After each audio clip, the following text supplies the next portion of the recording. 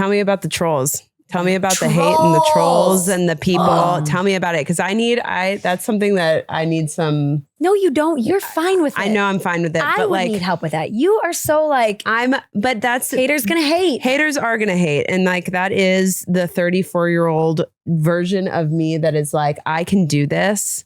Tell me about how that has gone and how you've navigated it. Yeah, I think I've always been a person. Well, first of all, I'm so glad I didn't start in this business when Twitter was around. Like, no kidding. When I started, like, there was no feedback. You had to physically like call the station and you know get on the voicemail and say your rant, or you had to give me feedback to my face, and that's it. Like for you guys as former athletes. If you were going to hear negative feedback about yourself, it happened with like a fan booing you. Like you could see them, right? You could have some face-to-face interaction with it. It doesn't happen that way these days, right? You can just log onto Twitter like anytime you want to feel real bad about yourself. Just open behind that a fake X, account hit and that just X talk button. about totally. See what the bots are saying about you. Yeah. And it's, I think it's gross when you dive into who's making these comments, like just being like, all right, I just want to check this guy's profile. Like, who is he? What I gives do him it the all right the to say time. these I'm like, comments, let's right? talk about it.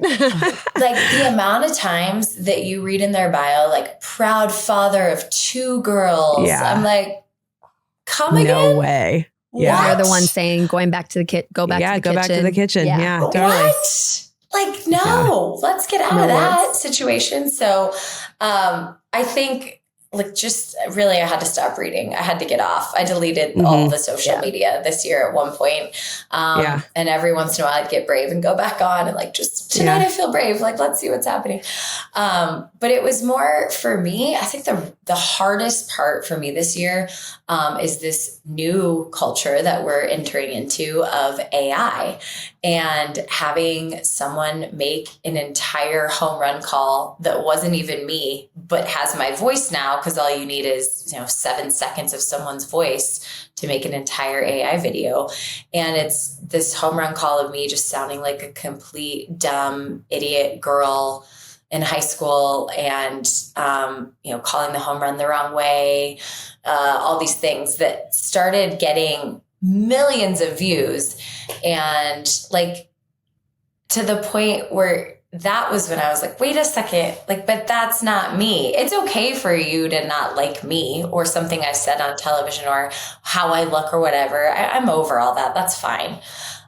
What's not okay is for you to talk about me when it's not even me. Like, it's not real. It's not real. Like, you're really believing that that's real. And so that was a weird thing to have to let go of and just be like, well, I guess that's, the world we live in. That's not me. So I'm going to move along, but people are going to think that's me. So, so that was like a new challenge, I guess, to navigate in the troll world. Yeah, Trollverse. Especially in like the baseball world where I feel like most of your audience is men. Yeah. Right? There's a lot of men and there's a lot of older men, right? I think that's when you break down like demographics of the game, in any sport, I think baseball's trying to do a better job of reaching out to a younger audience and pulling them in.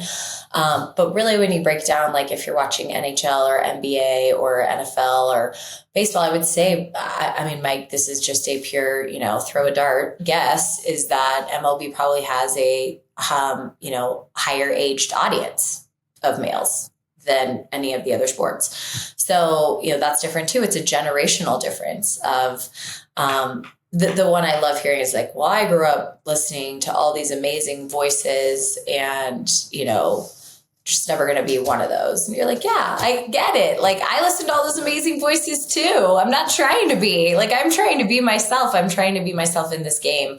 And that's what's beautiful too about someone seeing the representation of having a female voice in this game is there is a huge female audience. There really is. Think about, an entire couple of generations now who have been, moms that have really been active in participating with their kids' sports. Like, sure, team moms, but like we're talking about moms who have coached their kids now through Little League, through, playing various youth sports and grew a deep passion for this game and a love for this game and want to, you know, continue to be a fan of it at the highest level. They're watching and they want to hear their voice represented. I think that was a really powerful moment for me. I've always been very impressed and inspired, obviously by young girls, but by dads who come up and want to have that conversation of like, I got to watch a game with my little girl and like show her that there's a voice of hers here.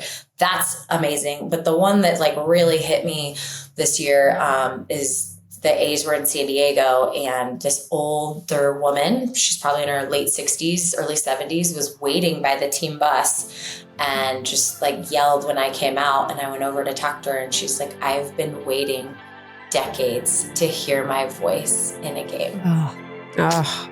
Boom. Tears. I was like, wow. Love that. Wow. That's pretty cool.